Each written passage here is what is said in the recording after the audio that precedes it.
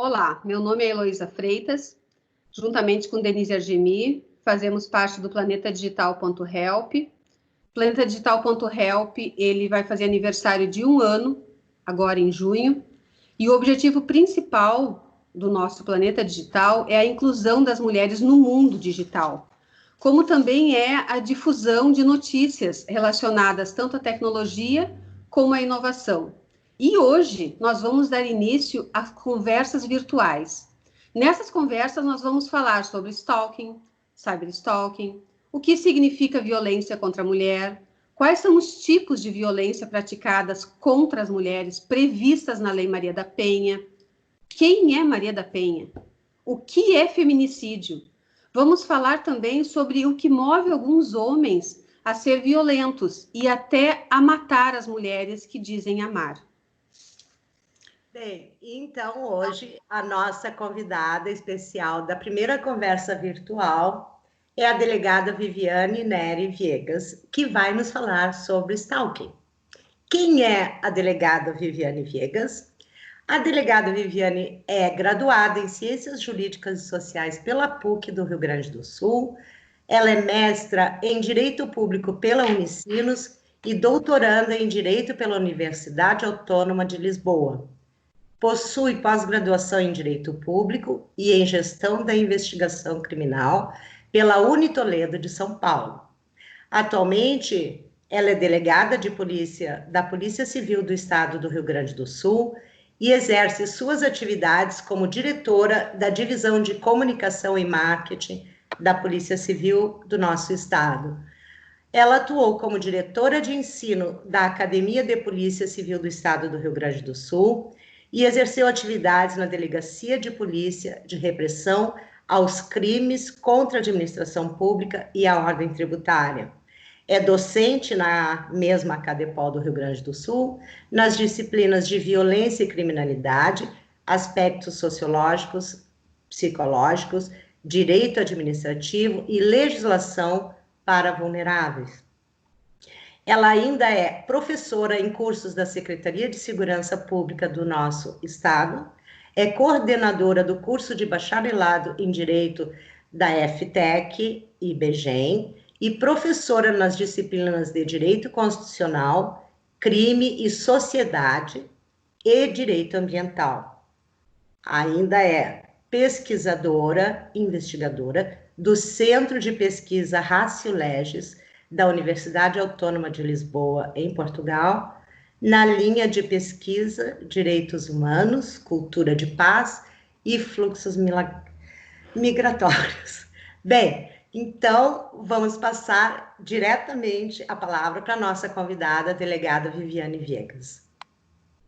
Muito boa noite, então, Denise, Heloísa, uma satisfação estar aqui com vocês nessa noite para a gente conversar um pouquinho sobre um tema que eu gosto muito e que atrai a atenção tanto de pesquisadores quanto de estudantes, né? Como coordenadora do curso de Direito da FTEC e IBGEM, o curso de graduação em Direito, tive uma série de alunos que já nos procuraram os nossos professores para tratar sobre um tema como a questão do stalking. Aliás, gurias, posso chamá-las assim, né? Claro. Esse tema e o interesse por esse tema surgiu de uma pesquisa de uma aluna, né, hoje já graduada em Direito, nossa colega, que buscava trabalhar com a ideia do stalking e buscava materiais sobre isso, né? Queria muito investigar sobre essa temática. E a partir disso, então, eu acabei aceitando o desafio de orientá-la e, consequentemente, trouxe isso para dentro das minhas pesquisas, ela muito mais no campo da área criminal e eu muito mais no campo da área civil. Então, quero contar um pouquinho dessa história para vocês hoje, falando um pouco desse tema que ainda é um desafio quando a gente fala na esfera do direito brasileiro, né? Então, não sei se já... Então, por favor, diga. Tudo. Na verdade, assim, ó, a gente tem algumas pessoas que nos perguntam, param na rua, conversam conosco e dizem assim, mas o que é um stalking? Como é que ela vai identificar? Nos conta para nós, assim, como é que eu vou identificar um stalking na minha vida? Na verdade, essa palavra, olha só, essa palavra, ela significa perseguição, espreita, o engano, né? Ela é uma palavra de origem inglesa, de origem americana, né? Da língua inglesa, mas ela traz muito a ideia do comportamento de perseguição, né? E é engraçado que eu sempre digo que a gente tem uma grande linha para dividir a questão do stalking, né? Então, essa dúvida de dizer, uma pessoa hoje, como é que ela pode caracterizar, como é que ela pode dizer que um comportamento é tido ou não como uma possível perseguição, como um possível stalking? E esse é um dos nossos grandes desafios, né? Quando a gente pensa nisso, a gente começa a olhar para esse tipo de comportamento e começa a pensar, bom, até que ponto isso é uma conduta normal e até que ponto isso é um comportamento que já está chegando numa linha do abusivo, né? Então, esse é o grande desafio que a gente vai ter que dar conta aí. E olha só que interessante para a gente pensar, né?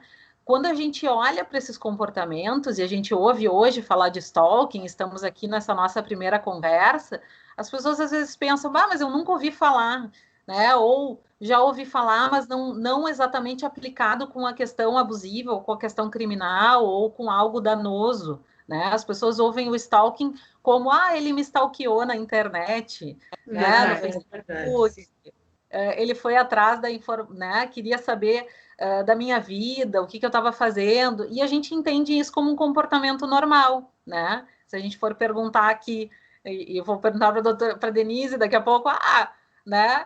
Foste stalkeada, não fosse? Aí eu posso colocar um caso e perguntar se é stalking? Outro dia, uma escritora amiga nossa, Helena Terra, comentava que desceu com a cachorrinha para fazer as necessidades e foi interpelada por um homem que começou a descrever a rotina dela, perguntando pela outra cachorrinha fatos que aconteceram no ano passado. Ela disse, eu não conhecia aquele homem, ele sabia a minha rotina, o nome dos cachorros, sabia onde eu moro, e eu fiquei perplexa, eu quis fugir, porque eu não entendi o que estava acontecendo, e ele então me disse, não, a senhora não se preocupe, que eu estou me mudando do bairro na semana que vem. Isso é stalking? Olha só, né? É um caso super rico, né, Denise? Porque o que trouxe aí? Trouxe um conjunto de condutas, né? A questão da repetição, que ela aparece muito clara ali. Então, ele veio, perguntou, questionou, foi atrás dessa situação em um período de tempo determinado, né? Que ela possa olhar para isso. E o principal dessa situação, ela gerou provavelmente nessa pessoa o que a gente chama de medo, né? Ela gerou uma espécie de dano psicológico, ou por vezes pode até acontecer de ser um dano físico, não é o caso, mas gerou um medo dessa ameaça que ela pudesse vir a sofrer em razão da conduta desse indivíduo. Então, é um caso bem claro de stalking, né? Um indivíduo desconhecido, porque o nosso stalking, a gente vai ver, ele pode ser tanto conhecido quanto desconhecido, isso é bem interessante da gente conversar até um pouco, mas tem que ficar muito claro que a conduta ela tem que ter um caráter lesivo, né? Então, a conduta do stalker não pode ser algo assim, eu fui olhar lá qual era o perfil da Denise, porque eu ia conversar com ela né, na quinta-feira sobre isso, sim. Não. Bom, mas qual era a intenção desse agente, né? Qual era a intenção dessa pessoa? O que ela estava buscando? Então, esse é o grande ponto. A gente sempre brinca, a gente faz uma formulazinha lá nas nossas pesquisas, dizendo que o stalking vai vir configurado quando a gente tiver presente a questão do risco, a questão da reincidência, não no sentido técnico da palavra, né, no sentido jurídico, e a questão da persistência e mais a questão do medo. Então, são esses 4 elementos que a gente vai ter para que a gente consiga caracterizar a conduta de um stalking. E tu poderia dizer, Viviane, que hoje as mulheres são mais vulneráveis do que os homens, ou está equiparado já a situação? Pois é, No Brasil, a gente não tem pesquisas profundas sobre isso, né? Então, na verdade, a gente recém inicia uma caminhada e a gente tem alguns autores, inclusive o professor Jorge Trindade, que tem na sua obra, no seu manual, tem um material que fala um pouquinho sobre a questão da psicologia jurídica e do stalking, mas a gente não tem dados precisos. O que a gente usou na pesquisa para a gente pensar isso e para fazer essa correlação com a questão de gênero, com a questão das vítimas mulheres? A gente usou um paralelo de uma pesquisa que foi feita em Portugal, porque isso no cenário internacional já tem uma tradição muito mais ampla no sentido de pesquisa, de busca, né, em relação a isso. Então, a gente usou essa pesquisa de Portugal que diz que 4 em cada 8 mulheres que foram ouvidas na pesquisa de vitimação que eles fizeram, 4 em cada 8 que foram ouvidos na pesquisa de vitimação são mulheres, né? Uhum. E dizem sofrer stalking. Então, na verdade, a gente tem uma pesquisa em paralelo que nos diz isso, que a maioria das nossas vítimas são mulheres, e mais, um dado bem interessante, independentemente, não há uma caracterização específica do seu estado civil. Então, desimporta se essa mulher ela é casada, ela é solteira, ela convive em união estável, enfim, desimporta, né?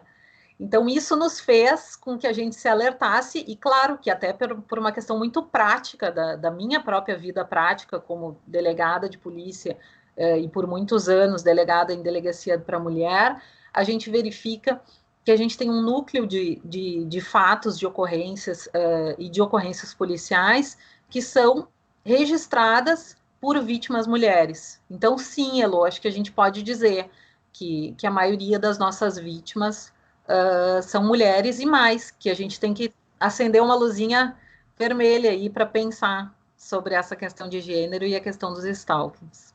Imagino. Então, o que seria, assim, exatamente? Fala um pouquinho mais dessas condutas de um stalker, ou uma stalker, não é? Porque já entendemos que pode ser, a gente pode ser um homem ou uma mulher, não é? O que é que caracteriza, assim, nos dá um esclarecimento? Exatamente. Então, na verdade, assim, uma das condutas tu trouxesse, né? E o legal é a gente pensar na ideia do tentar entrar em contato, né? Aquele agente que tenta entrar em contato de forma constante, reincidente, por telefone, por e-mail, por mensagem. Você é bonita, coloca lá no Facebook 1 dia, 2, 3, 4, 5. Bom, até que ponto aquilo ali está mudando a minha rotina, né? Até que ponto eu não aguento mais olhar no Facebook uma situação dessa, né? Então, ele começa a aparecer muitas vezes em locais que eu frequento, né? Que a vítima frequenta. Ele busca pessoas que sejam da convivência, se ele não o for, né? Porque ele pode também ser conhecido, ele pode ser o próprio cônjuge, um ex-cônjuge, claro, né? E, inclusive, pode estar na constância do casamento ou da união estável, isso também é interessante da gente conversar. A questão da vigilância, né? A questão da entrega de presentes, eu sempre dou o exemplo, quando a gente fala sobre isso, que uma coisa é receber uma flor num dia, né? A gente já pensa, bom, que bem, né? Recebi uma flor, é um comportamento tido como um comportamento normal. Mas será que receber uma flor a cada dia, ou receber todos os dias, ou a cada hora uma flor, pode ser considerado um comportamento abusivo? Pode vir a perturbar a minha tranquilidade ou até mudar o meu estilo de vida? Será que ser perseguida ou saber que um indivíduo vai tentar entrar em contato comigo ou vai frequentar locais que eu possa estar, será que isso não pode fazer com que eu mude as rotas que eu utilize, por exemplo, para ir para o trabalho, para ir para casa, por medo, pelo risco, né? Então, sim, porque, na verdade, desculpe, tu não sabe o que vem depois disso, né? De linha tênue. É verdade. A Denise, que tem um amplo trabalho aí com as mulheres, né? Mas é bacana também da gente lembrar da ideia da escalada da violência, né? Isso. Então, a gente tem, né, situações de stalking em que inicia com situações simples como essa que eu trouxe, mas que podem chegar em um grau de violência muito maior, com dano físico, né? com agressões de cunho sexual, né, com agressões que possam ter uma outra interferência na vida dessas mulheres. E quem sabe até um crime maior, né, como o próprio feminicídio aqui, trazendo para o universo das mulheres aqui. Pois é, seria muito exagero nós dizermos que essa trajetória, essa escalada da violência nessas relações com ex-companheiros, ex-maridos, ex-namorados, que culminam no feminicídio, na verdade, em muitas delas há essa presença, não é? Exatamente. Justamente quem conhece a vítima, a persegue. Por favor, fala um pouquinho sobre essa escalada para nós. Exatamente isso, Denise e Eloa. Quando a gente pensa nessa escalada da violência, a gente diz que a mulher, por vezes, inicia com uma situação de menor complexidade, digamos assim, né, um comportamento abusivo, sim, como, por exemplo, uma ameaça, uma injúria, etc., e acaba tendo o que a gente diz de escalada, que a gente coloca dentro da própria pesquisa de escalada da violência, né? Então, a gente vai ter perfis de agentes que podem ser mais, que caracteristicamente vão ser mais perigosos do ponto de vista do risco que essas mulheres podem correr, e agentes que serão menos perigosos. E olha que interessante, isso é um dado bacana da gente lembrar, e isso veio muito claro na pesquisa que a gente estudou lá de Portugal, da Universidade de Minho, porque eles disseram o seguinte, que o perfil de stalker mais perigoso do ponto de vista do risco, do ponto de vista da ameaça para essas mulheres, é aquele que é conhecido. Isso quer dizer aquele indivíduo que por vezes foi rejeitado num relacionamento ou que queria muito ter um relacionamento com aquela vítima, a vítima conhece aquela pessoa, inclusive teve relações de amizade ou de afeto com aquela pessoa, né? Por que isso? E por que ele vai ser de maior risco? Porque ele conhece tudo da vítima, da vida da vítima, né? Esse exemplo que a Denise trouxe há pouco, o indivíduo estava lá buscando informações, ele queria saber o que estava acontecendo. E esse indivíduo que é conhecido, que é o ex-cônjuge, que é o ex-namorado, o ex-companheiro, o amigo, enfim, ele sabe que horas a vítima sai para trabalhar, onde ela estaciona o seu veículo, etc. Então, esse grau de risco ele faz com que a gente tenha um alerta diferenciado para essa dinâmica, né? Então, além da gente olhar para o stalking e pensar, bom, eu tenho que saber o que é comportamento abusivo e o que é comportamento normal, mas eu tenho que saber também quem é essa pessoa, quem é esse agente, né? E quais são os cuidados que a gente vai ter que ter. Eu queria fazer uma última pergunta com relação a isso. Então, a mulher que vai até as delegacias especializadas de atendimento à mulher, ou aquela que utiliza a delegacia online porque se sente perseguida, quando ela nos procura como advogadas para obter uma medida protetiva, enfim, como é que esta mulher comum, nós, mulheres comuns, como é que nós vamos perceber? Me parece que é uma linha muito tênue, não é? Qual é a sugestão que a delegada Viviane poderia nos dar a respeito disso? Como é que nós podemos sentir isso? É exatamente isso, Denise. A tua pergunta é excepcional. Por quê? Porque hoje a gente sabe que esses comportamentos acontecem há muitos anos, muito antes de se falar em stalking, muito antes de se falar em perseguição, enfim, isso não são comportamentos novos, né? As diferenças que a gente vai ter são nas formas, né? Hoje a gente pode usar a tecnologia e vocês vão conversar também sobre cyberstalking em outro momento, a gente pode falar na questão do GPS, a gente pode falar em uma série de situações. Mas a grande recomendação que a gente tem dentro da percepção desses comportamentos é, primeiro, a verificação dessas condutas se elas são repetidas, né?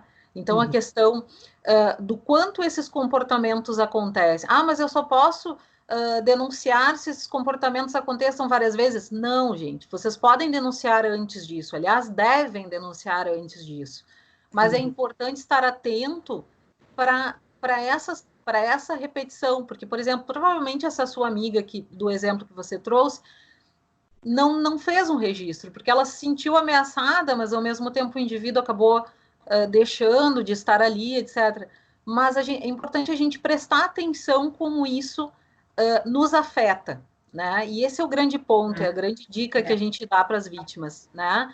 Se isso alterou o estilo de vida da vítima, se isso fez com que ela se sentisse coagida de alguma forma, se isso fez com que ela sentisse medo, né? Na acepção bem crua da palavra, ela deve sim denunciar, ela deve sim procurar uma delegacia de polícia. Pois é, Viviane, daí deixa eu te perguntar, o cidadão comum se sentiu ameaçado, se sentiu perseguido por um stalker. Ele vai numa delegacia comum, ele vai, se for mulher, vai numa delegacia de mulheres, mas se ele não puder sair de casa, essa pessoa não pode sair de casa no momento, sei lá, ou pelo estado que nós estamos passando, ou pela ameaça que pode estar sofrendo, esse registro pode ser feito via online também nas delegacias de polícia, ou ele precisa ir fisicamente, essa pessoa, ou essa mulher, ou esse homem, fisicamente a uma delegacia comum, digamos assim, ou uma delegacia especializada, se for mulher? Excelente pergunta também. Qualquer órgão policial, qualquer delegacia de polícia está autorizada no estado a fazer o registro, né, sem problema algum. Né? Claro que existem as delegacias especializadas para mulher, que são delegacias já desde a criação da primeira delas, que tem todo um aparato de acolhimento para receber essa vítima mulher. Mas qualquer delegacia pode fazer esse registro. 2 pontos que são importantes da gente falar, né? Primeiro, em tempos normais, não em tempos de pandemia, como a gente vive hoje, né? Os nossos atendimentos, os atendimentos da Polícia Civil, estavam acontecendo presencialmente de maneira natural, né? Em tempos de pandemia, a gente restringiu esses atendimentos presenciais para um rol de crimes considerados de demanda e de necessidade de intervenção policial imediata, como é o caso dos crimes contra as mulheres que demandem medida protetiva de urgência, mas nós abrimos e ampliamos a delegacia online. Então, hoje a delegacia online pode receber qualquer tipo de fato, desde que não sejam estes, né, que demandem intervenção imediata, por exemplo, no caso das mulheres, crimes que demandem o registro de uma medida protetiva de urgência. Mas podem sim, então vão utilizar lá www.delegaciaonline.rs.gov.br. Diretamente no site você pode fazer o registro e vai estar lá outros fatos criminais. Muito tranquilo de ser feito, tá? Então, até deixo aqui o canal e peço e recomendo que o faça. Mas uma coisa interessante de comentar, claro que não para tempos de pandemia, mas interessante de comentar é que a gente criou um projeto na Polícia Civil desde o ano passado, né? A partir da nossa chefe de polícia, a doutora Nadine, que criou, então, a Sala das Margaridas, que são salas de acolhimento, né? Que são postas lá nos plantões, então lá nas delegacias de pronto atendimento, que são tidos como os nossos plantões, as nossas portas abertas 24 horas da Polícia Civil, onde essas mulheres vão ter um atendimento diferenciado, tal qual, e acolhedor, né, tal qual estivessem numa delegacia especializada. Hoje nós já temos 10 salas das Margaridas, né? Que maravilha, parabéns, excelente trabalho. Verdade. Me diz outra coisa, uma curiosidade. No exterior, a gente já tem percebido que eles estão há décadas na nossa frente em legislação. Aqui no Brasil, como é que está a legislação para caracterizar, para punir o stalker ou para configurar ele dentro da lei? Na verdade, estão anos-luz mesmo à frente do Brasil. Na verdade, a gente já teve a criminalização do stalking no cenário anglo-saxônico, então, especialmente nos Estados Unidos, desde os anos 90, até em razão da incidência de crimes desse tipo de comportamento que já aconteciam na época, a gente já via uma tendência a essa criminalização e, consequentemente, eles já tiveram essa tipificação penal posta no Estado.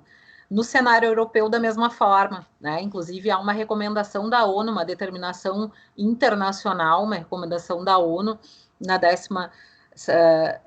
71ª sessão da ONU, retomando a questão do stalking, né? E dizendo que há uma necessidade de se enfrentar essa questão, especialmente quando se fala nas questões de gênero.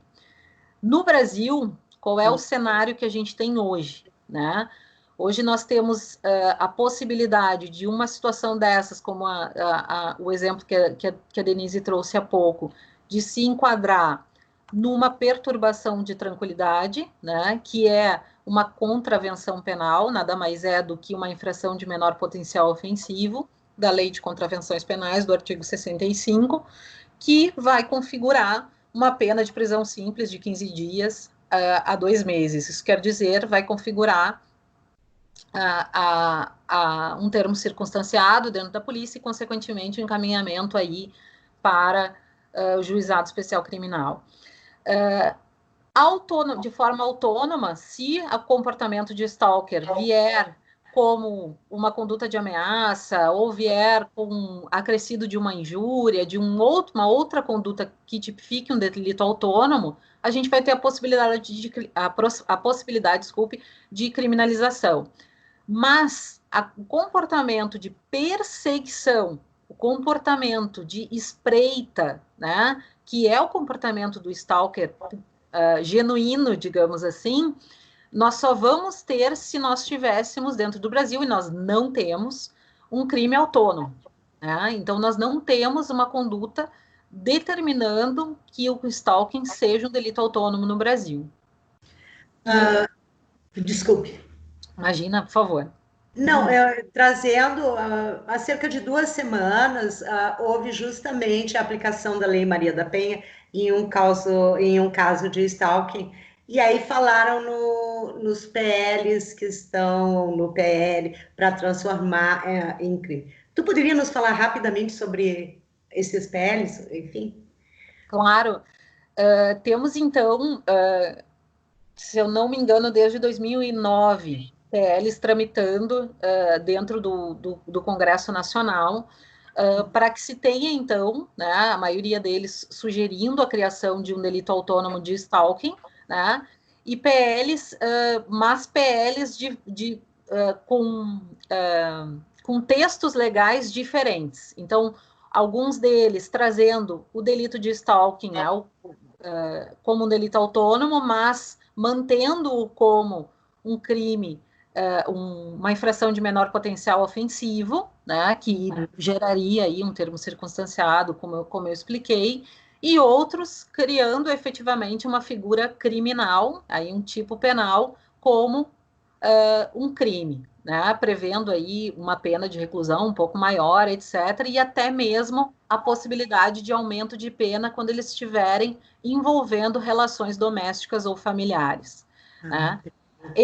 Interessante, Denise, até falar disso, porque em agosto nós tivemos uma movimentação desses PLs com a aprovação na CCJ e o encaminhamento para o Senado Federal. Né? Então, ali no dia do aniversário da Lei Maria da Penha, aliás. Né? Então, a gente teve esse encaminhamento. Espero que a gente tenha alguma novidade por aí. Que bom, tomara. Assim seja, né? Vamos esperar, né, Elô? Verdade. Mais uma pergunta? Me diga, só explica para os nossos seguidores por que a gente chama Lei Maria da Penha, Vivi? Olha só, a Lei Maria da Penha, na verdade, ela veio, né, das situações que a gente tinha, das situações que foram vividas pela senhora Maria da Penha, então, que até tivemos a honra de encontrá-la virtualmente ontem à tarde, né, numa grande webconferência, que eu ainda estou extasiada, achei sensacional, né, mas veio das situações que ela viveu. Então, ela foi vítima de 2 tentativas de feminicídio, que na época eram homicídios ainda, e a partir disso, e também de uma condenação internacional que o Brasil sofreu, se teve, então, a obrigatoriedade do país de criar, em 2006, a Lei Maria da Penha. E aí ela foi batizada com muita honra, né, por essa mulher que sofreu tanto em razão de situações de violência doméstica. Né? Ela para nós é um ícone, assim, para quem acredito que para vocês também. Com certeza, todas, né? Com certeza. É verdade. Eu acho que é isso da minha parte, Denise. Tu tem mais alguma? Sim, eu queria trazer somente mais um caso e perguntar também se no Brasil tu já viveste uma situação dessa. Há um documentário e um filme, uma série na Netflix que se chama Dirty John, que é baseado em fatos reais acontecidos nos Estados Unidos. E este homem, aparentemente, pelo que se deduz, não é? Ele era sim um tipo de stalker, mas diferenciado, porque ele analisava a vida de cada mulher que depois passaria a ser a vítima dele, analisava tudo, contas bancárias, os horários, os filhos, tudo, conhecia a vida das mulheres.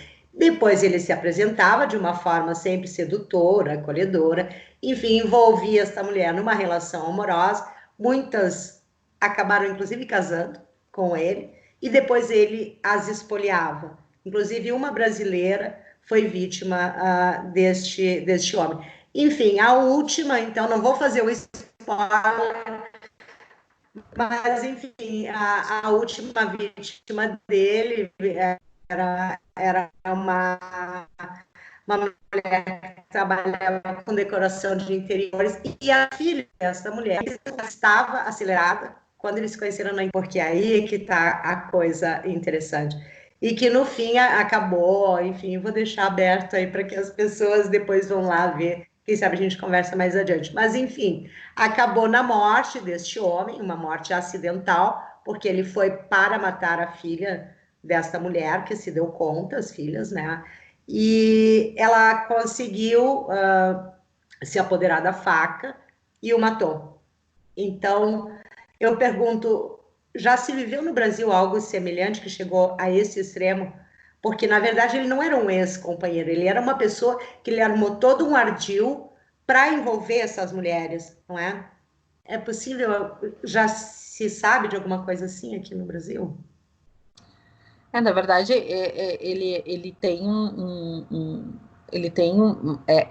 essa versão do filme, né? Ela coloca muito a ideia do criminoso em série, né? Então, é um criminoso planejado, provavelmente um sociopata, um psicopata, enfim. Então, a gente já teve outros criminosos, desculpa, em série, com certeza, dentro do Brasil. A questão toda, Denise, eu acho que vai muito além da gente ter esse diagnóstico, eu acho isso importante, e aliás, isso daria uma nova conversa, É verdade. As mulheres que conhecem, as pessoas que se conhecem na internet, entabulam uma relação, né? Situações que têm uma riqueza muito grande, né? Mas o que eu vejo é que sim, a gente provavelmente no Brasil certamente já vivemos situações como essa. Eu não me recordo da minha vida profissional de ter tido tanta riqueza de detalhes assim numa investigação, mas a gente tem históricos aí de violências planejadas, né, onde o indivíduo consegue saber o passo a passo de onde ele quer chegar para subjugar essa vítima, né? Porque eu acho que esse era o grande objetivo desse autor criminoso. Mas uma das questões que é bem importante para a gente olhar isso e trazer isso do cinema, né, da tela para a nossa vida real, é o quanto a gente tem que estar atento para esses sinais, né? Bem lá no início da nossa conversa a gente falou sobre isso, né? Então, a gente sabe que a vítima tem que ser protegida, o Estado tem que dar conta disso, mas a gente também tem que conversar mais sobre isso, pesquisar mais sobre isso, né? E ter mais dados para que a gente consiga tornar essas investigações mais fáceis por conta das circunstâncias que são trazidas por essas vítimas, né? Eu sempre digo que uma boa investigação criminal é feita com elementos circunstanciais bem coletados, né? Então, não só a prova pericial, mas a oitiva da vítima, a oitiva do acusado, se for o caso, a oitiva de testemunhas, etc. Então, isso é fundamental para que a gente consiga ter essa riqueza de detalhes, né? E para que a gente consiga fazer com que a gente chegue ao final de uma investigação criminal e se tenha efetivamente êxito aí numa futura condenação, etc. Sabe então, que a gente... Desculpa. Não, por favor. Eu falo demais. Estava pensando quando tu falava assim, a gente pode estar anos-luz atrás da Europa, mas a gente já deu um passo muito importante, né? Hoje, com essa nossa conversa, acredito que muitas pessoas não sabiam o que era, como se tratava, como recorrer, aonde ir, como reclamar, que passo dar, como identificar, ou seja, a gente já deu um passo de muitos ainda, né, que ainda temos para dar, né, mas eu acho que é um passo muito importante, e que tenha outros ainda mais importantes ainda, né, e assim, ó, e não sei quanto a Denise, mas desculpa, já vou me antecipar já, eu agradeço a polícia, assim, porque quando as mulheres precisam, a polícia está lá. Claro que não vai estar em toda parte, porque é impossível, é desumano até, né, deve faltar pessoas físicas e também capacidade também, né, de trabalho para tanto trabalho, tanta demanda, né? E o cidadão está tão desamparado. Quem sabe mais conversas desse jeito que a gente fez agora vai abrir os olhos de muitas mulheres ou de muitos homens, de muitos cidadãos por aí, né? Para ver ao seu redor. Porque a gente tem pessoas ao redor da gente. O mundo não é só nosso, né? Exatamente. Então, eu gostaria de agradecer imensamente, em nome do Planeta Digital, de agradecer a presença da delegada Viviane Viegas conosco, por todo esse arcabouço de situações que nós podemos passar, inclusive, a uma conscientização das pessoas com relação aos riscos que correm. Muito obrigada. E então, se tu quisesse concluir com alguma sugestão, uma dica, alguma coisa, por favor. Queria agradecer muito, muito, muito o convite, né? Eu fiquei muito feliz de participar dessa iniciativa. Quero dizer que é uma honra ser a primeira do primeiro Conversas Virtuais, né? Meu carinho, meus aplausos para a iniciativa de vocês. Acho que a gente precisa mais disso, né? Eu fiquei muito feliz quando ouvi, já tinha lido, stalkeado o projeto né, do Planeta Digital. Do Planeta Digital. Mas fiquei muito feliz quando a Heloísa disse, né? Ela falando, assim, colocando que a ideia é fazer um programa para empoderar mulheres, né? Para fazer com que as mulheres sejam incluídas no mundo digital, para levar informação para essas mulheres, para fazer com que elas tenham, saibam do que está acontecendo, de quais são as possibilidades que elas têm de proteção, de ajuda, de rede, de, enfim, seja lá do que for. Todos nós sabemos das nossas dificuldades, mas, como eu disse para vocês, é importante que a gente siga adiante, né, e que a gente consiga espaços como esse. Então, fica o meu muito obrigada pela oportunidade.